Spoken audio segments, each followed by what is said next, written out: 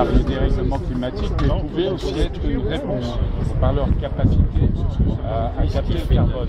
Alors c'est symbolique évidemment, mais en même temps un arbre ça capte 6 kg de CO2 par jour et ça libère 5 kg d'oxygène, c'est pas nul, et je crois dans les symboles. Or, la COP21 ne s'est pas arrêtée 15 jours après son ouverture. La France est responsable pendant un an, jusqu'en novembre 2016, de cette COP21. Et par conséquent, on va continuer de planter des arbres du climat. L'idée est assez simple, c'est finalement de s'être dit qu'au lendemain de la Révolution française, on a planté l'arbre pour la liberté. Et bien là, on espère que c'est la révolution pour la planète et on plante l'arbre du climat. Actuellement, il y a, grâce à la participation de l'Association des maires de France, des écomaires, des parcs naturels régionaux et de la Fondation Yves Rocher, un engagement très fort. En principe, je dois planter également un arbre au Sénat, un autre à l'Assemblée nationale. On en a planté un au Conseil économique, social et environnemental, dans différents ministères, dont celui de l'agriculture, et peut-être même à l'Élysée, mais au-delà dans toutes les communes et souvent avec la participation des enfants. Voilà, il faut que cette COP21, chacun s'en empare. Et l'enseignement qu'on peut sortir, c'est certes, ce sont les grands dirigeants de ce monde qui vont décider de notre avenir, mais on voit que de plus en plus, ils sont influencés par la volonté du peuple, j'ai envie de dire, des citoyens, qui aujourd'hui s'investissent, qui aujourd'hui ont compétences et qui aujourd'hui peuvent faire investir les politiques. Donc c'est une façon de garder en éveil les potentialités d'action pour le futur. Vous veillez à la biodiversité en ville? Oui, c'est un dossier extrêmement important parce qu'on croit que la biodiversité n'existe qu'à travers les secteurs agricoles, forestiers, zones humides, montagnes.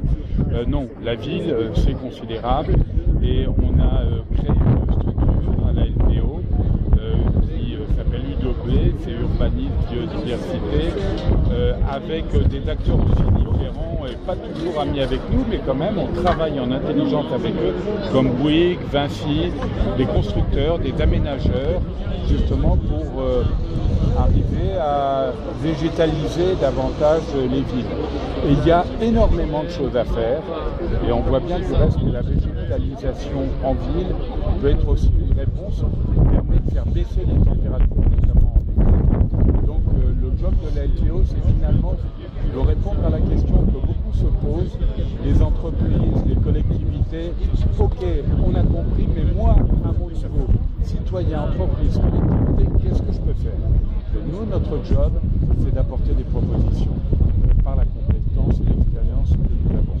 Donc on travaille même sur les trames vertes, pas bleues, mais les trames vertes en ville, c'est très très important.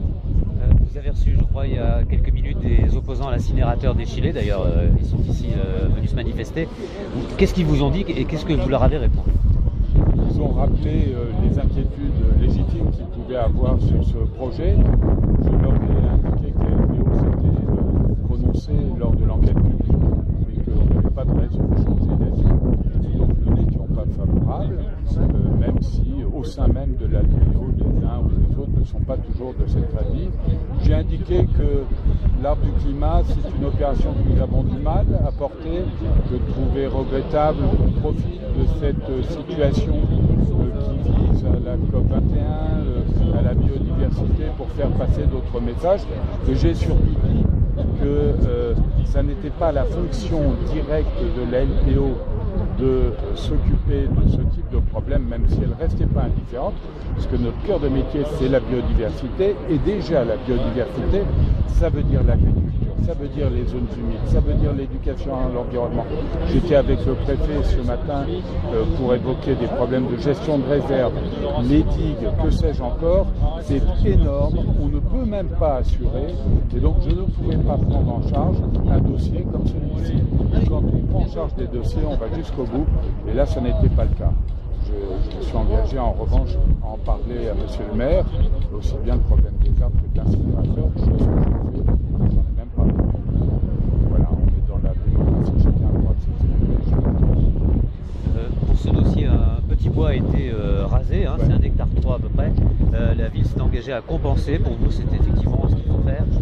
c'est la moindre des choses. Et actuellement, ça s'inscrit notamment dans la loi biodiversité sur laquelle nous travaillons.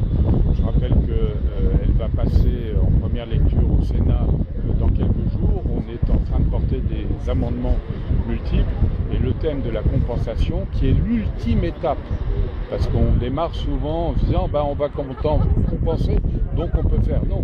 Avant, il faut voir toutes les pistes engagées pour essayer de ne pas faire, de ne pas impacter l'environnement. Bon. Donc c'est la moindre des choses que de compenser, effectivement. J'ose croire que ça sera suivi. Et là, s'il n'y avait pas de compensation, la LPO ne serait pas contente. Ça, effectivement. On suivrait. Il serait légitime qu'on puisse reprendre le dossier. En tout cas, la compagnie, c'est pas à nous de le faire. Il y a Poitou-Charentes Nature qui est extrêmement compétent, dont c'est le cœur de métier. Voilà. Et nous, on